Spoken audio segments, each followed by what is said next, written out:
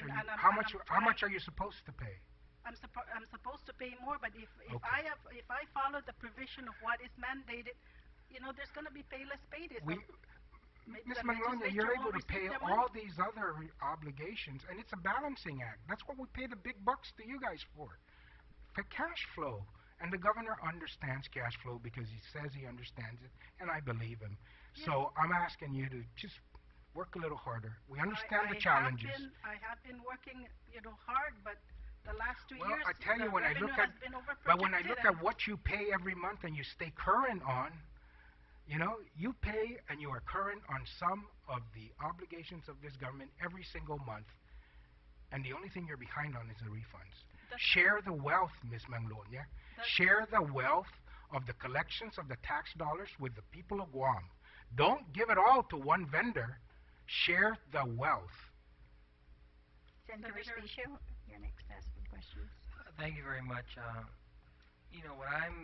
What I'm hearing, Madam Speaker, is that we're not thinking past Christmas. All we're telling people is that they're going to get their tax refunds before Christmas, and then beginning January, there's going to be a lot of uncertainty. I'm just very disappointed that you're not monitoring what's happening in Congress right now, and with the Tea Party movement and their ultra-conservatism to want to shrink the federal budget, and what kinds of demands they're being placed nationwide, and how that will trickle down towards us. Also, part of this debate has been whether or not the governor's committed to paying tax refunds, whether it's current tax refunds or trying to chip away at past due tax refunds. Who did you say prepared this pro forma? John, you said BBMR? Yes. Is it the current BBMR staff, or because I heard you mention something about using the former director's format? That's correct. Yeah, maybe you might want to have a conversation with the former director, because I'm sure she would disavow any association to this particular pro forma, and I'd like, Madam Speaker, to maybe at some point ask Bertha Duenas how she would feel about this, because to me, her opinion is very important, and she's a very credible person. But when I'm looking at this pro forma, if the governor's really committed to paying tax refunds, why is it that the revenues year after year increases, but beginning in 2014, the set-aside provision is $109 million, and it flatlines all the way to 2021 at $109 million? I mean, isn't it that as the revenues increase, isn't it been that the experience, the actual collection experience, has been that we would have to pay more in tax refunds? If our revenue is going to go from 648 million proposed in 2014 all the way up to 816.8 million in 2021, but yet you only want to set aside 109 million per year, aren't we going to find ourselves in this situation again?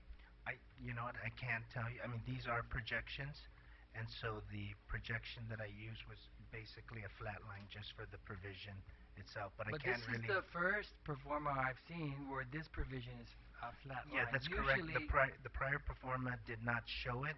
It was...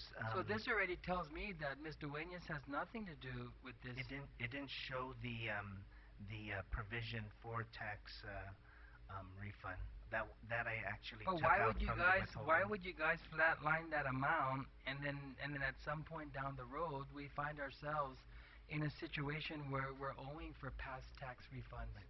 And that's why they're just projections, and you know. And then that's why you're trying to convince us that our ability to pay on this new debt and give us some comfort level, and yet the whole issue is whether or not we're going to find ourselves.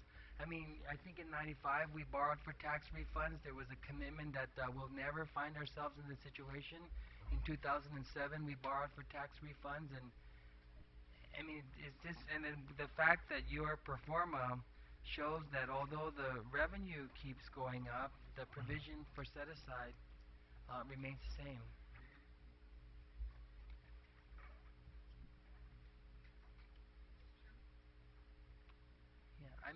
Yeah, maybe I could just ask our chairman on appropriations. Is this, Speaker Ben, is this unusual to see something like this presented this way?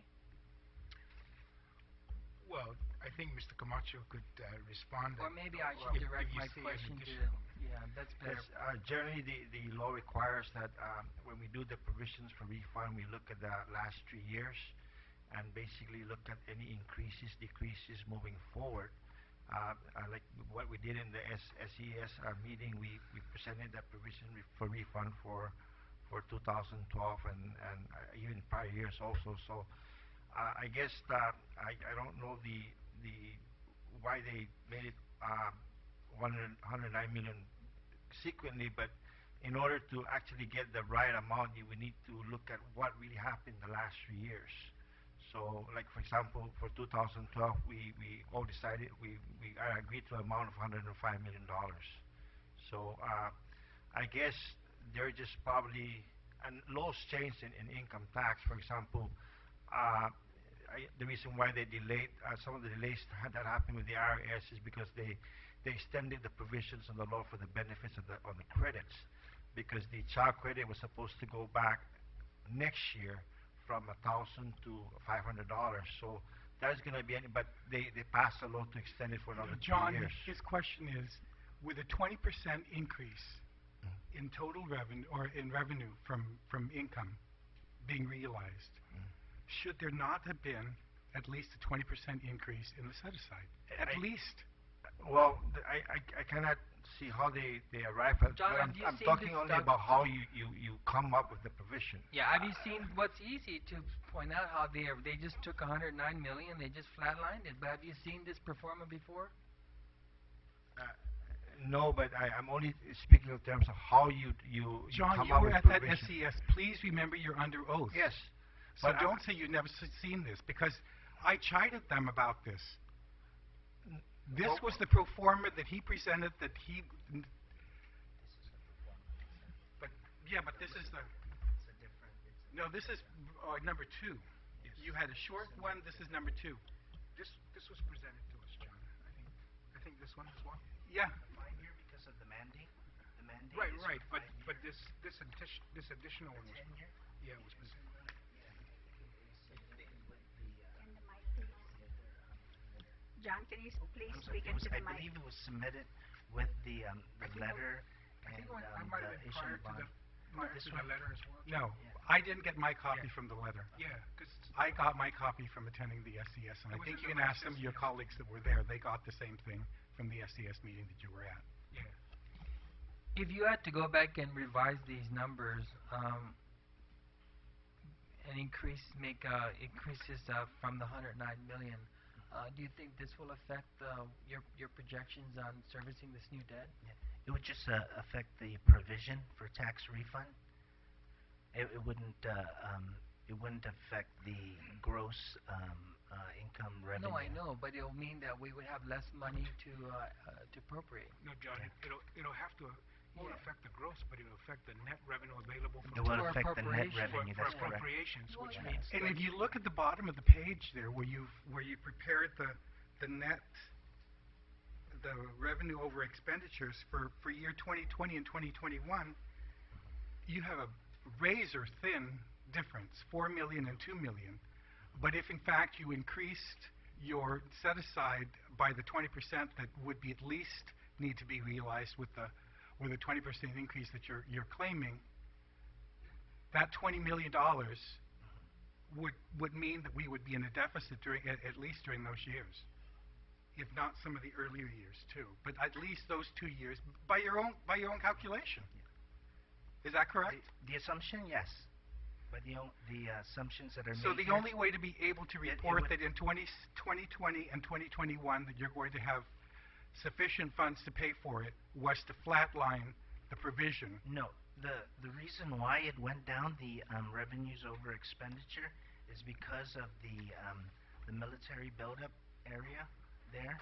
We showed it as decreasing, and I understand, Oh, okay. but I'm just saying, if you and you can see what happens if the military buildup doesn't happen, that Right. you're down to barely making it again.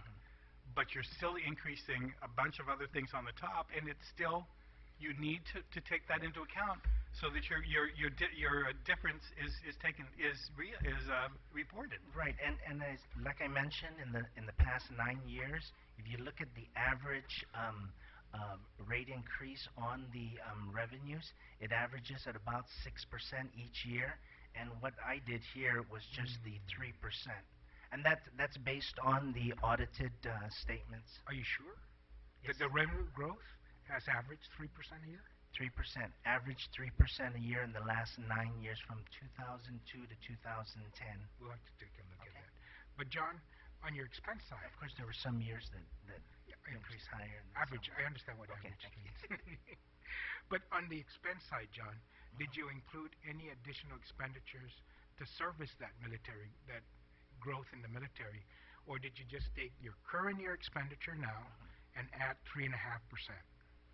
Yeah, So, I just did the 3.5%, and I didn't. so when the 8,000 Marines come, we're going to have the same number of employees. We're going to have the same number, the same budget for public works, except for the 3.5% growth. We're going to have the same subsidy to the hospital. We're going to have the same. So there's no growth in government expenditure factored in to support the military growth here. Right, and it's factored into the top side where And that it's 3.5%. yeah, where it decreased the.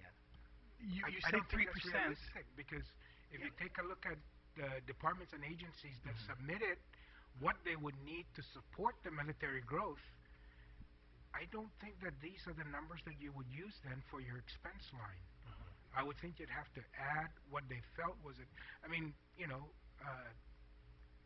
DYA said they would need, an additional 100 people, I think. I think GMH said they would need an additional hospital. GPD says even though they're all going to be well-behaved Marines, they're still going to need an additional 300 police officers over what's today. And your number here is only 3.5% over today.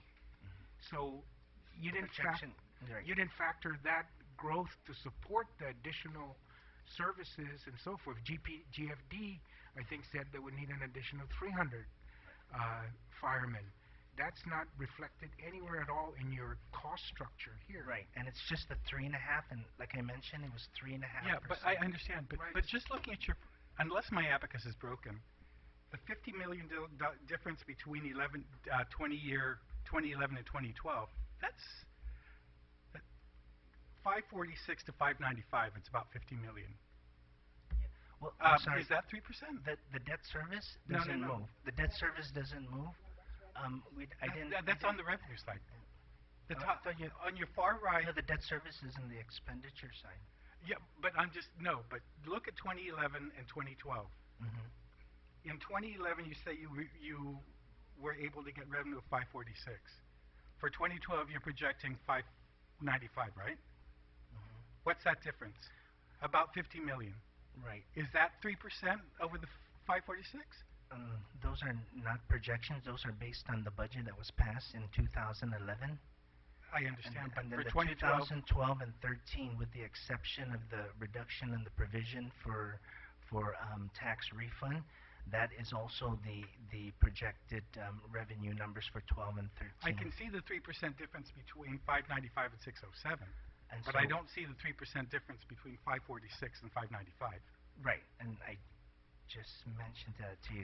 The 2011 was used based on the budget for 2011, and then the 2012, with the exception of the reduction on the provision, the tax refund,